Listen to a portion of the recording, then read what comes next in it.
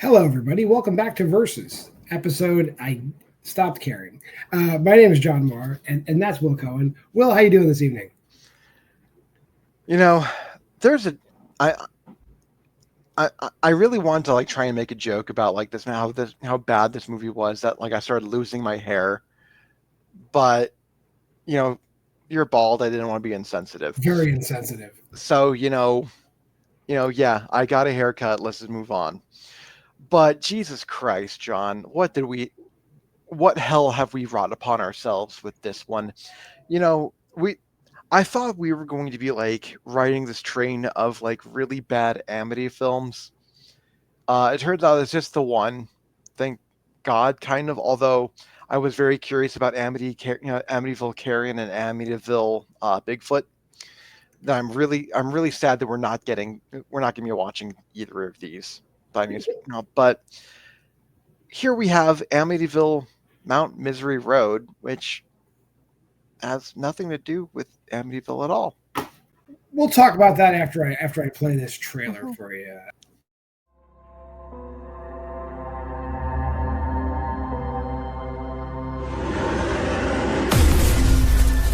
This is Mount Misery? Yeah, this is where the road starts. I know. We finally are here. So today what we're going to do, babe, is we're going to see if we can find the asylum. The old remnants, the old foundation. You're going to be my little ghost hunter. It's going to be a lot of fun. I guess. Charlie! Stay away from Mount Misery Road. That's cursed land.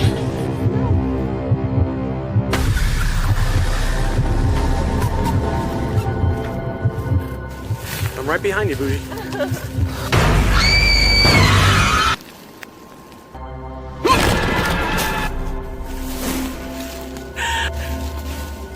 Where's the way out? Where's the way out? You told me you're not gonna leave me here. You told me.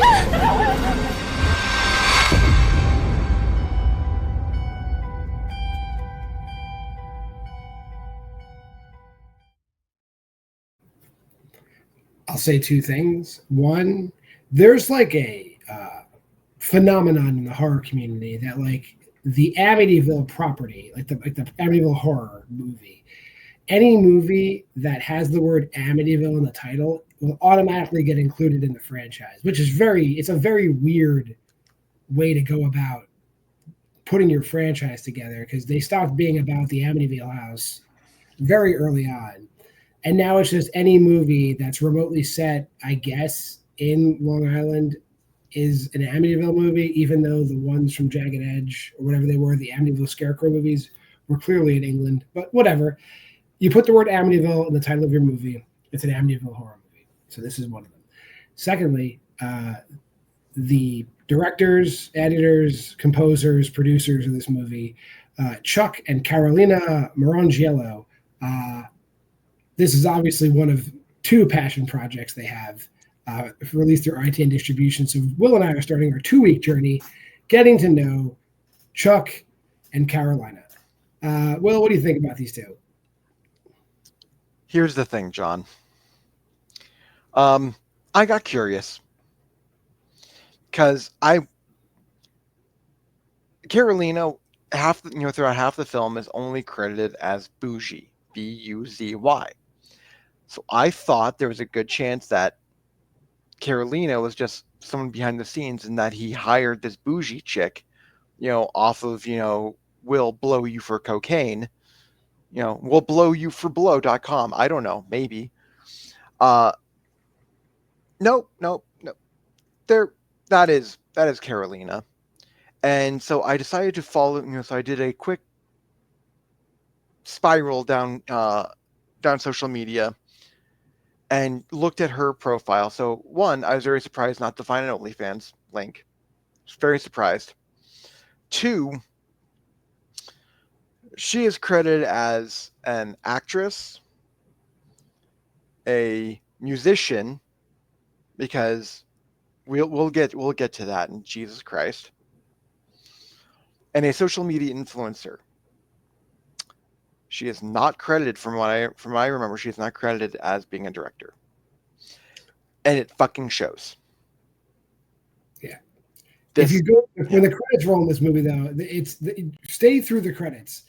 There's an after credit scene which makes no sense, but that's besides the point. Oh, I missed it. But because they credit themselves in like every position, with the exception of like a couple. It's either Chuck or Carolina did it. Like directing, producing, editing, gaffing, lighting, production design, set, whatever. Like scouting, catering. They did it all. I'm sure. Like when the only people in the movie are you and your wife, and you go to down to Krispy Kreme and get the donuts, you are catering. So that is correct. I mean, can they not have at least had the balls to call this what it was, the Guido Witch Project? Because Jesus fucking Christ, like, okay, you know what? If you're gonna rip off the Blair Witch Project, fine, but admit it. Just admit it.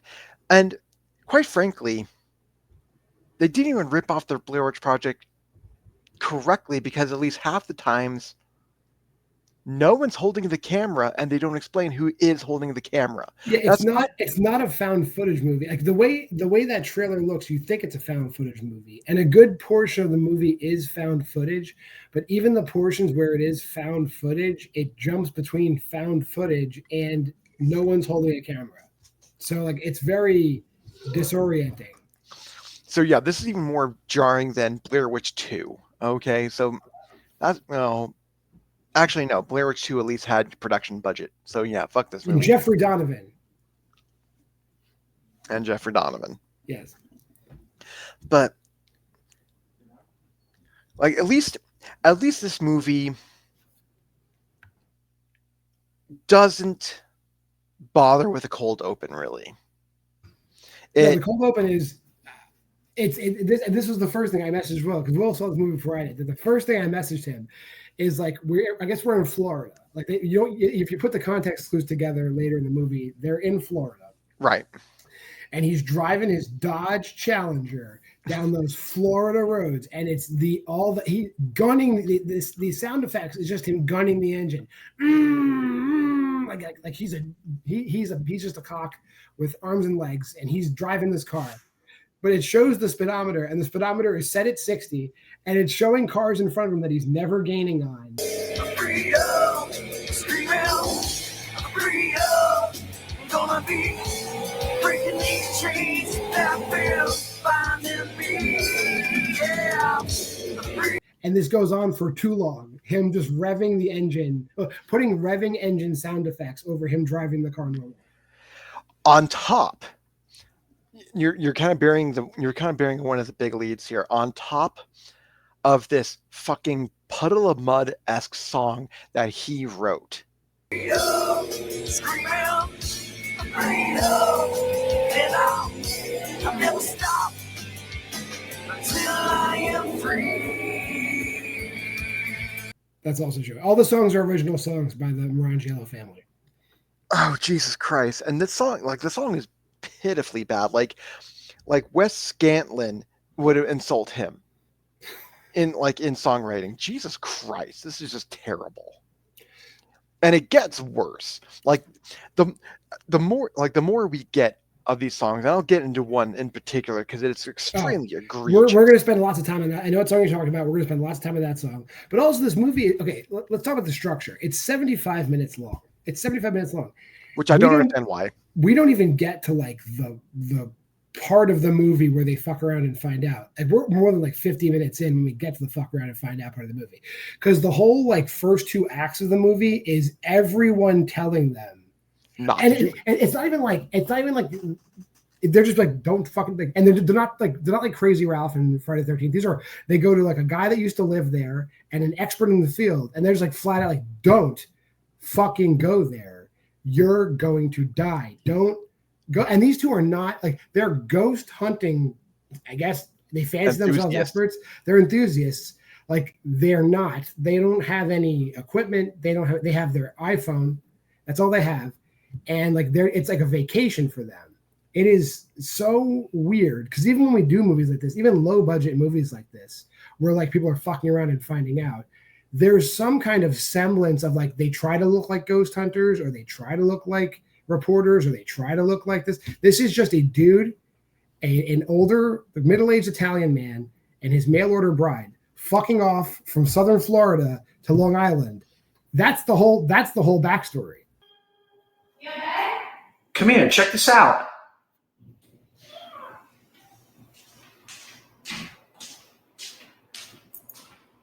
What's that? Okay. Check these pictures out. And all the while, like when we get scenes like the guy who used to work there, like they meet in some kind of like restaurant / casino something, and it's you can tell that these guys just did all the sound because they like all the background noises drown out the dialogue. So, I'm interested. What can you tell me about Mount Misery Road? Well, Mount Misery Road got its name from the settlers that were trying to, take their wagons up the slopes and on the rocky road. Like the only reason why I actually understood anything that was going on is because I had the subtitles on. Same. And it's like so not only do you have that, so you can just tell that they had no idea like how to like mic the guy. They had no idea how to like cut out the background noise. They couldn't spend, an extra like $300 bribing someone to have them like come in after hours. They couldn't offer like the Applebee's waitress like an extra like heaping a blow to get them in there like past 10 o'clock. Yeah, all their location scenes are just like them like going through places. Like they're just filming as they walk through places. Like they're not asking in for bars permission. and in restaurants and casinos and bullshit like this.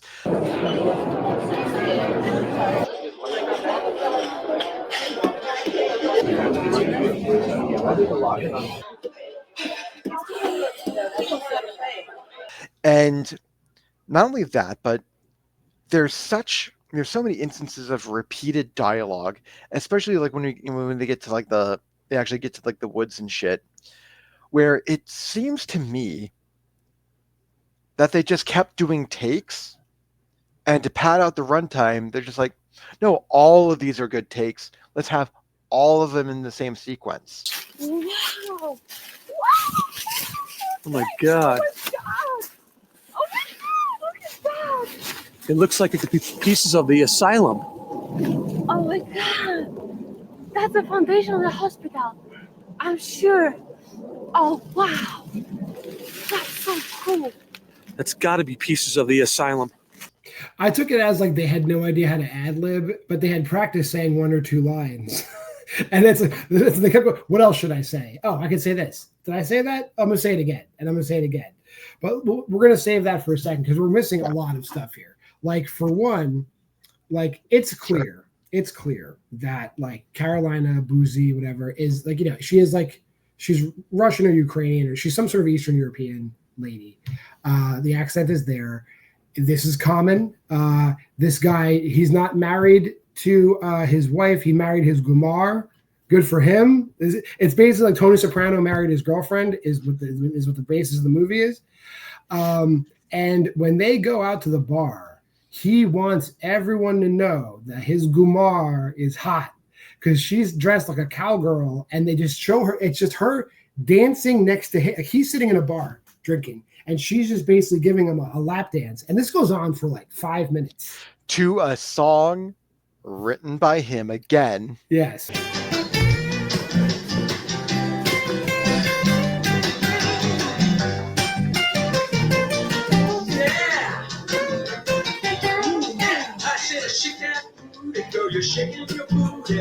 About her, about her, how hot she is.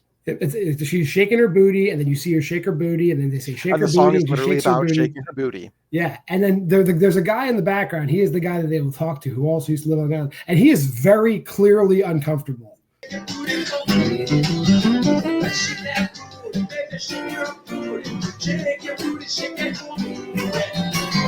Like, and honestly, if this was going on in the bar near me, I would also be uncomfortable because this is not how human beings who are not drunk act. Right. Okay, so that happens. Then they have the conversation with the guy who used to live there. His name is Kurt. And Kurt, while he's drinking his 23-ounce lager, in no uncertain terms tells them, He's not a good actor, but he is delivering his lines clearly, so good for him. It's like, I used to live there. People disappeared. People died. Don't go there. You have no business there. Don't go there. You have no business there. Don't go there. You have no business there. Like it's that I'm not. That's pretty much what he says. My suggestion would be to stay away from Mount Misery Road. It's considered one of the most haunted places in America. There's been people that have gone into the woods and that they never saw them again. And they ignore him. All while looking like a very dime store Robert Singer, which is just absolutely terrible. Yeah, they ignore him. Then we get mine and Will's favorite part of this movie, where they get to the airport and they walk through the airport. And it's funny because they have it on a selfie stick, and he's clearly they're walking. He has his arm around her, and you can see his arm is like this, but they're acting like they're just taking footage, and he's not clearly taking it via selfie stick.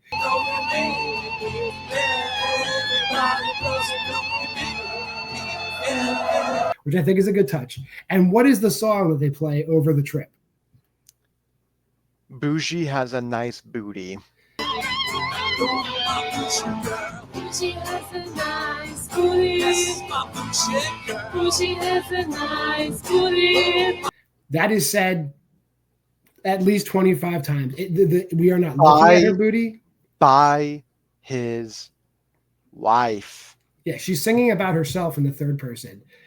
It's not like we're gratuitously staring at her ass. The song is set over them getting on an airplane, sitting on an airplane, flying, walking through an airport. It's just Bougie's got a nice booty. Bougie's got a nice booty. She has a nice booty. She has a nice booty. She has a nice booty. Bougie's got a nice booty. But John, we're also bearing the lead. The rest of the song has nothing to do with her ass. They're lyricists. Oh, I forgot my other favorite scene, and I'm going to talk a little bit about psychology here as the resident expert. When they are at home still, Boozy has a nightmare where in the nightmare she gets up and pees, and they don't cut away from her peeing. Like there's a lot of scenes where she goes to the bathroom in this movie, so it's some kind of fetish shit is going on. Like you see her like pull her panties down, and she sits in the toilet. You hear the peeing. She stands up, pulls her panties back up. Like I didn't like zoom in. I imagine she was like, I imagine it's frontal nudity. Whatever, if it is, it is.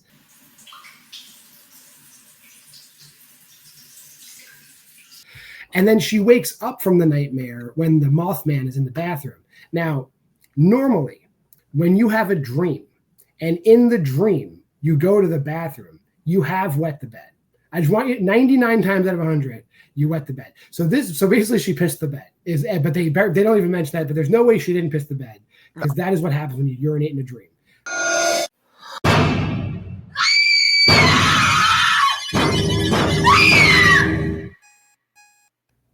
Take that, Orange Yellows. But anyway, yeah, now the plane takes off, they land on Long Island. They stay in the hotel. They must have had a hot night because she's sleeping naked. And then they go to meet the expert, the guy who has written books about Mount Misery Road. And this guy also is like, I'm doing this as a courtesy. You guys are fucking idiots. Don't go to this place. You're going to die. People have disappeared and died. Don't go. You're going to die. Don't do it. What could happen if we go in there at night? You never know who's going to come after you. Don't go. You're going to die. And Chuck's just like, well, baby, we came here. Well, we came all the way from Florida, so we might as well go down there and check it out. We're here. Are you sure? Yeah, I think we should do it. We came all the way from Florida to do this, so let's make it happen. Let's do it. It's like there isn't even like they don't even question.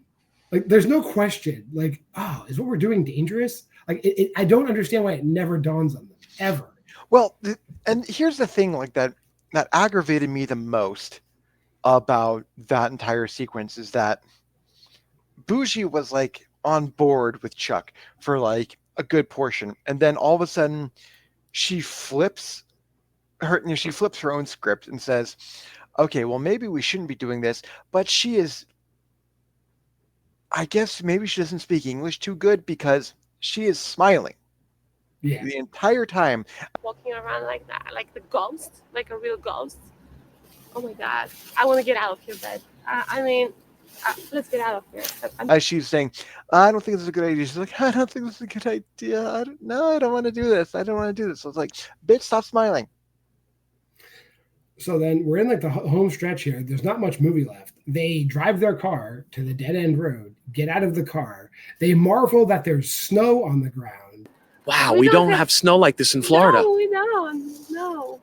Oh my God, that's pretty cool. I've never seen snow. It's amazing. She's clearly from Eastern Europe. It shouldn't impress her.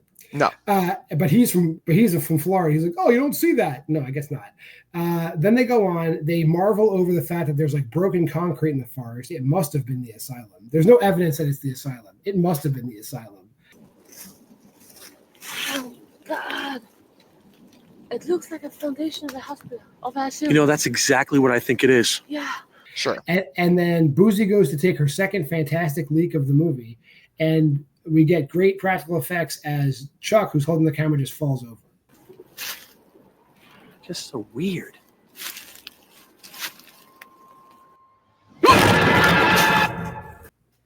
And then we never see him again.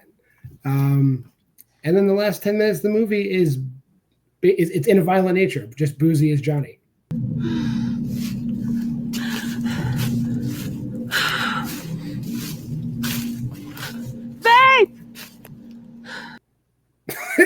She's walking through the woods. She walks through the woods. As it progressively gets darker, it gets darker, gets darker. She gets chased. She screams. The movie's over. Oh my God.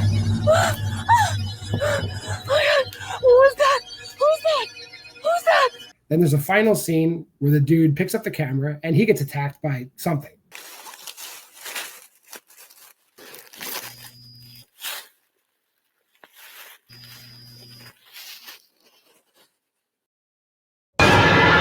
Did we leave anything out for Amityville, Mount Misery Road? As far as I'm aware, no. Like there. Okay, actually, no. I take it back. Because again, they for a team that like did all the editing themselves, they clearly took like multiple takes of some things, but not enough takes of another.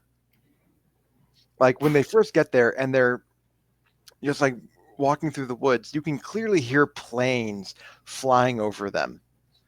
And it's just very audible to the point that like I don't know where the fuck they were. They had to have been like shooting somewhere by the airport because like there's at least like 2 different planes that fly over them and it drowns out the dialogue. Yeah. It's they're on Long Island. I mean, the signs are Long Island signs when I see signs. So I don't think any of the movie was, I imagine they're from Long Island and their house is in Long Island. I don't think they're in Florida. I'm just speculating. Whatever. We'll find out next week because they shoot the next movie they make in the same house. So we'll find out more next week. But anyway, let's get the ratings for this week.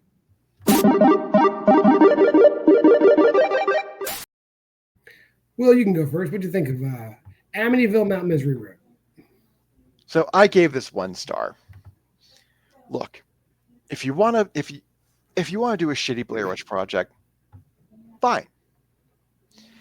If you want to have 2 dipshits ignore every red flag humanly possible, fine.